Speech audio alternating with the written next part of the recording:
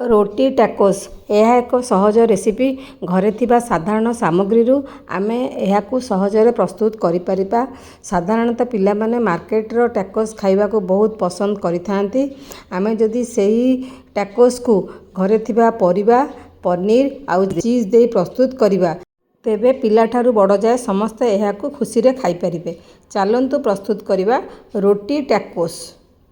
Stuffing करिबा पई प्रथमे गोटे पात्र रे सिजा आलू दुईटी ग्रेट करके नबा सेतिरे अधा गाजर ग्रेट करके दबा कैप्सिकम को छोट छोट काटिकी दबा 200 ग्राम पनीर को ग्रेट करके दबा सेतिरे धनिया पत्र लूण लंका गुंड कसूरी मेथी मसला गोटे चामच जीरा पाउडर आधा चामच सबू को भल भाव में मिसाई दबा। करबा पई आमे नबा रोटी लेफ्ट ओवर रोटी चलिबो कि फ्रेश रोटी भी हबो।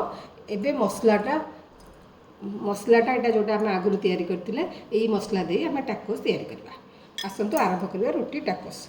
सेति में गोटे रोटी नबा से रोटी रे प्रथमे आम देबा शेजवान सॉस आ जगह अपन टमाटो सॉस भी दे परिबे। टमाटो सॉस हो शेजवान सॉस हो किबा पिज्जा सॉस हो जहाँ भी सॉस आपण पाखे थिबो ताकू देबे सेतिरे आ ताकू भल भाव में स्प्रेड कर देबे। भल भाव में स्प्रेड कला परे आमे ता उपरे चीज ग्रेट करके दबा। प्रोसेस चीज स्लाइस चीज जहाँ भी देले चलिबो। ये मसला टिके अधिका परिमाण में देबे।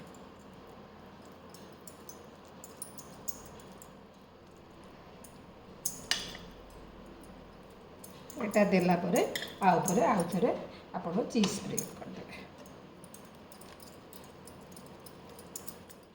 करी रखि परिबे पूर्व दिन रुटी रे मध्य एटा कर परिबे।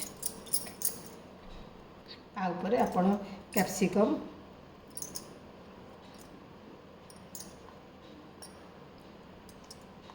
टमाटो पियाज चाहिए भी दे परिबे। मु पियाज देनी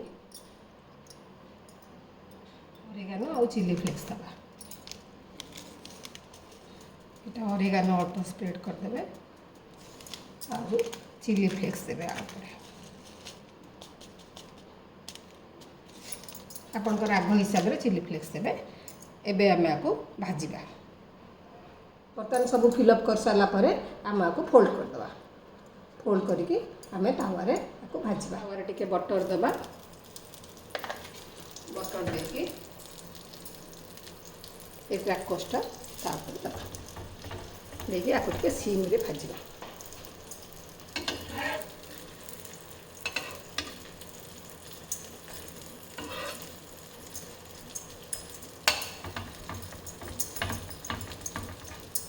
पट लाल हो गले आम आपको धीरे किना आर पट को उल्टे देवा। ये पट टिके लंका गुंड दे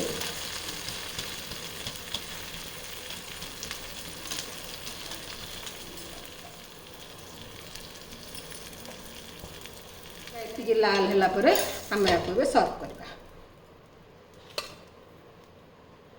बर्तमान प्रस्तुत हो गला आमर रोटी टैकोस। आपण मसला दे अन्य स्टफिंग मध्य दे परिबे मक्का पनीर मशरूम सबू देकी करि परिबे। वर्तमान याको आम सर्व करवा। यही रेसिपीटी आपन भल लागियो बोली आशा। जदि भल लागिला लाइक शेयर करिवे। चैनल नुआ थिले सब्सक्राइब करिवे। फेसबुक पेज रे थिले फॉलो करिवे। धन्यवाद।